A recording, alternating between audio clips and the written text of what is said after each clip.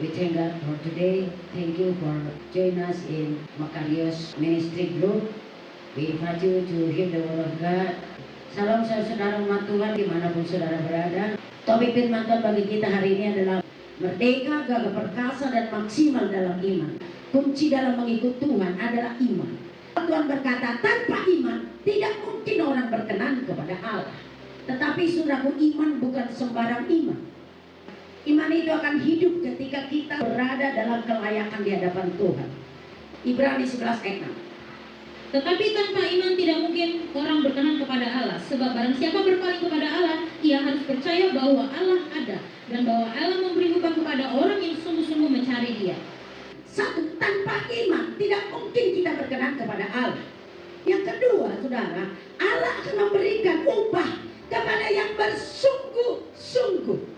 Kata bersungguh-sungguh di situ artinya mentaati firman demi firman. Ada banyak orang sudah mulai baru sudah ikut Tuhan, tapi to be honest, Senin sampai Sabtu patokan hidupnya bukan firman. Dia tidak fokus untuk membuat hidupnya berkesesuaian dengan firman. Ini namanya tidak bersungguh-sungguh. Ada banyak orang sakit, saudara tahu bilu-bilu Yesus menyembuhkan, tapi to be honest ketika dia sakit, dia tidak beriman kepada bilu-bilu Yesus. Ada banyak saudara anak Tuhan tahu bahwasanya Allah akan memberikan hidup berkelimpahan, tapi itu biasa dia tiap hari pusing, dia cium, dia panik, dia scoring tentang masalah keuangan. Ada banyak orang tahu dia sudah adalah orang yang gagah perkasa, dia sudah ditebus Tuhan, tapi dia tetap hidup dalam cium, dia tetap hidup dalam tidak percaya diri, dia tetap hidup dalam saudaraku khawatir, dia tetap hidup dalam saudaraku minder. Ini namanya tidak beriman. Lalu kemudian tidak beroleh upah dari Tuhan. Tidak ada pertolongan Tuhan, saudara. Contoh bapak beriman siapa? Abraham. Kenapa Abraham beriman? Karena memang totally dia ganti seluruh gaya hidupnya dengan firman. Makanya dia orang beriman. Saudara yang dikasih oleh Tuhan, apa yang memfaktori seperti itu? Itu celah bagi iblis. Itu ada campur tangan iblis. Roma 1, 16, 17.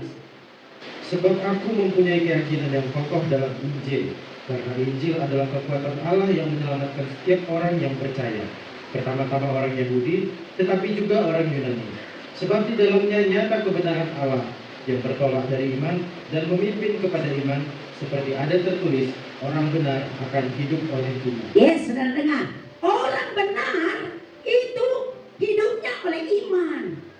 Hari ini Tuhan bilang, Tuhan mau memerdekakan saudara, supaya saudara pergi cari saksi Tuhan, supaya saudara menjadi anak Tuhan. Amin. Biarlah kuasa Tuhan mengerjakan hari ini sesuatu dalam diri saudara, melepaskan saudara dari faktor-faktor negatif yang menghalangi saudara gagah perkasa secara rohani, secara iman. Ya, ketika iman saudara menang, saudara pasti menang. Sama-sama katakan, jangan izinkan iman kita digerogoti. Jangan izinkan iman kita digerogoti. Ya, Efesus 4 ayat 27. Dan janganlah beri kesempatan kepada iblis. Apa kesempatan bagi iblis? Ya tidak beriman, hidup di luar iman. Kenapa kalau kita beri kesempatan kepada iblis? 2 Korintus pasal 2 ayat 11. Sama-sama, 1, 2, 3 ya.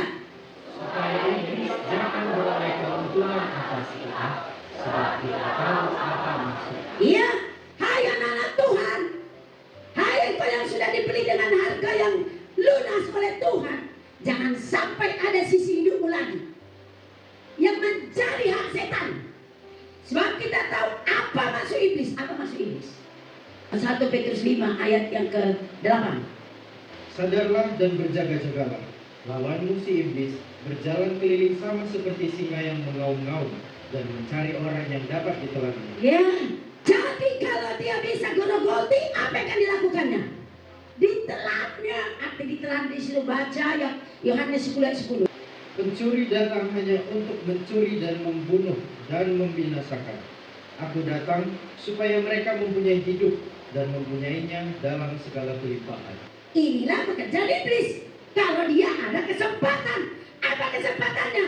Engkau melenceng dari iman. Dan iblis datang untuk apa?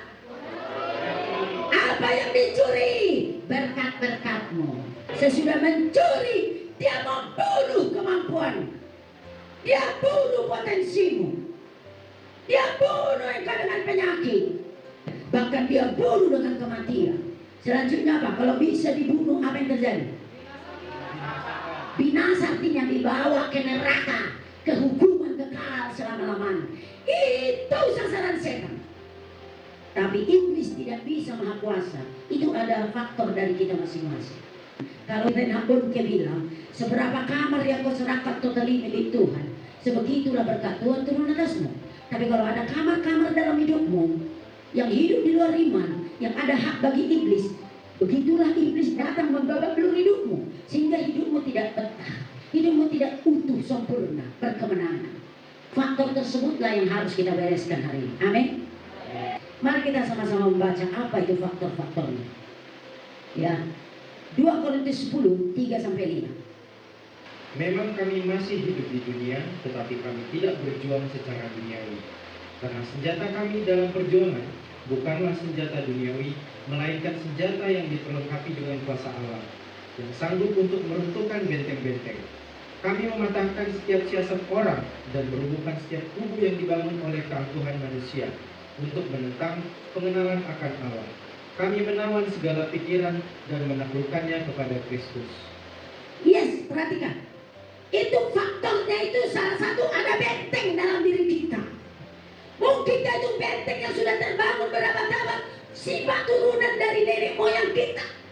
Contoh, seorang bapak penjudi biasanya melahirkan juga keturunan penjudi. Seorang ibu tukang dendam sakit hati biasanya juga menurunkan titisan sakit hati. Mungkinkah itu yang menjadi benteng? Hari ini Tuhan mau hancurkan. Amin. Selain benteng apa lagi? Siasat, kubu, pertahanan, ya, keangkuhan. Itu semuanya saudaraku bisa merintangi saudara. Dikatakan lagi dalam 1 Timotius 6:20-21. Hai Timotius, peliharalah apa yang telah dipercayakan kepadamu. Hindarilah omongan yang kosong dan yang tidak suci dan pertentangan-pertentangan yang berasal dari apa yang disebut pengetahuan. Karena ada beberapa orang yang mengajarkannya dan dengan demikian telah menyimpang dari iman. Yang saya tekankan di situ, ada orang terbelenggu oleh apa yang disebut dengan pengetahuan. Sama-sama katakan. Pengetahuan. Saya beri contoh saudara ya. Darwin akhirnya mengatakan manusia itu awal mulanya monyet. Padahal Tuhan menciptakan manusia dari debu tanah dan mengirimkan roh kehidupan. Tapi pengetahuan manusia kerap kali mengalami iman saudara berdosa. Pengetahuan yang tiap hari saudara pertahankan tentang diri saudara, dan itu menjadi pintu yang terkunci bagi Tuhan, menjadi celah bagi iblis, dan dia akan terus menyerang, menggerogoti dan membuat engkau tidak menjadi siapa-siapa, padahal engkau adalah orang kerajaan surga. Sebenarnya engkau orang yang sangat diberkati, sebenarnya engkau ahli waris kerajaan surga, tapi imanmu menjadi tidak berfungsi karena benteng pengetahuan yang bukan berasal dari Tuhan. Tuhan Yesus pernah bilang, barang siapa mau masuk dalam kerajaan surga, dia harus seperti siapa? Ulangi, dia harus seperti siapa? Anak kecil, halo. Biasanya kalau sudah dewasa banyak pengetahuannya, betul? Banyak tahu-tahunya. Tahu duluan aku akan garam dari kau. Pengetahuan yang dari Tuhan harus bersumber dari firman Tuhan. Katakan amin. Engkau orang pilihan. Tinggal persoalannya adalah imanmu. Halo, kalau saudara sudah meninggalkan Tuhan, maukah saudara menceritakan Tuhan kepada orang? Maukah saudara bersaksi kepada banyak manusia yang terhilang untuk menjadi saksi Tuhan, untuk dipakai Tuhan, dipulihkan untuk memberikan mau? Are you ready? Haleluya. Tuhan mau saudara merdeka dari. Maukah saudara jujur bahwa pengetahuan itu tak ada apa-apa aku yang punya, yang sok pintar, sok hebat, padahal nggak ada apa-apanya, mau? Kata kuncinya kita baca dulu, Lukas 4 ayat 18-19. Roh Tuhan ada padaku, oleh sebab Ia telah mengurapi aku untuk menyampaikan kabar baik kepada orang-orang miskin, dan Ia telah mengutus aku untuk memberitakan pembebasan kepada orang-orang tawanan dan penglihatan bagi orang-orang buta, untuk membebaskan orang-orang tertindas, untuk memberitakan tahun rahmat Tuhan telah datang. Yes, Tuhan bilang urapan Tuhan Roh Kudus ada di sini. Say amen. Amin. Saudara percaya Roh Kudus ada di sini? Amin. Dia mengurapimu, melepaskanmu dari tawanan, membuka matamu yang telah dibutakan oleh roh duniawi, oleh roh pengetahuan, oleh roh minder, roh tidak percaya diri, dan lain sebagainya. Jalan keluarnya 1 Yohanes 1 ayat 9. Jika kita mengaku dosa kita, maka Ia adalah setia dan adil, sehingga Ia akan mengampuni segala dosa kita dan menyucikan kita dari segala kejahatan. Halo, perhatikan baik-baik. Ini cara saudara secara pertama. Harus ada pengakuan dosa. Lalu kalau saudara sudah mengakui, apalagi saya sebutkan Ibrani 9 ayat 14. Terima darah Yesus, berdoa. Tuhan, aku terima, aku mohon, basuh hatiku dengan darah. Basuh hidupku dengan darah. Bersihkan hidupku dengan darah-Mu, Tuhan. Karena Tuhan bilang dalam Ibrani 9 ayat 14, darah Yesus sanggup membersihkan kita dari pusat kehidupan kita. 1 Petrus 1 ayat 18 dibilang, bukan dengan barang-barang, Kau menebus diriku dengan darah yang mahal, tiada noda dan celah. Sebentar, 1 Petrus 1 ayat 18. Sebab kamu tahu bahwa kamu telah ditebus dari cara hidupmu yang sia-sia, yang kamu warisi dari nenek moyangmu itu, bukan dengan barang yang fana, bukan pula dengan perak atau emas, Tapi boleh, melainkan dengan darah yang mahal, yaitu darah Kristus, yang sama seperti darah anak domba yang tak bernoda dan tak bercacat. oke, ini kunci pelepasnya. Jadi yang perlu yang nanti, Tuhan basuh saya dengan darah-Mu. Masing-masing mengambil. Ya, ada kuasa Tuhan di sini. Aku terima darah-Mu, Tuhan. Aku mohon darah-Mu melepaskan saya. Saya mau merdeka hari ini. Saya janji saya mau menjadi saksi Tuhan.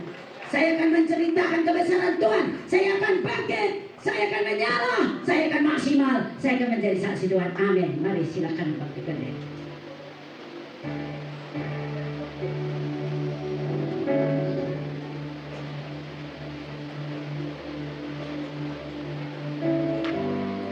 Haleluya. Haleluya. Di hadapan hadirat-Mu ya Bapa.